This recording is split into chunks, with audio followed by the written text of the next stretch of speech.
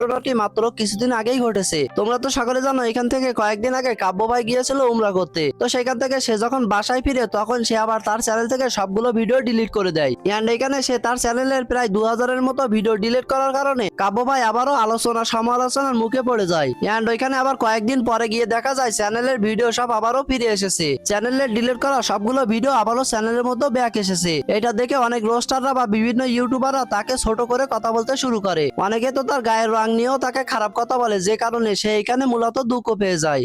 আর আরেকটা ব্যাপার আমি একদম স্পষ্টভাবে বলে দিতে চাই, মাঝে সাঝে অনেকে আমার গায়ের রং নিয়ে আমাকে খুব বাজেভাবে একটা নাম নিয়ে ডাকে।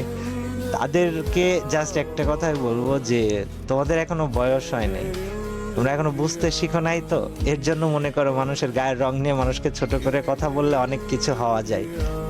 তো সবাইকে ক্ষমা করলেও যারা আমাকে বাজে নামে ডেকেছে বা আমার গায়ের রং নিয়ে আমাকে বাজে কথা বলেছে তাদেরকে কোনোদিনই ক্ষমা করব না, কারণ ছোটবেলা থেকে গায়ের রং নিয়ে মানুষ অনেক ছোট করেছে, এখনো চেষ্টা করে করার। তবে আমি তোমাদেরকে ক্ষমা করব না যারা গায়ের রং নিয়ে বাজে নামে ডাকো, আসলেও ক্ষমা করব না। মূলত এখানে কাব্য ভাই বেশি কষ্ট পেয়েছে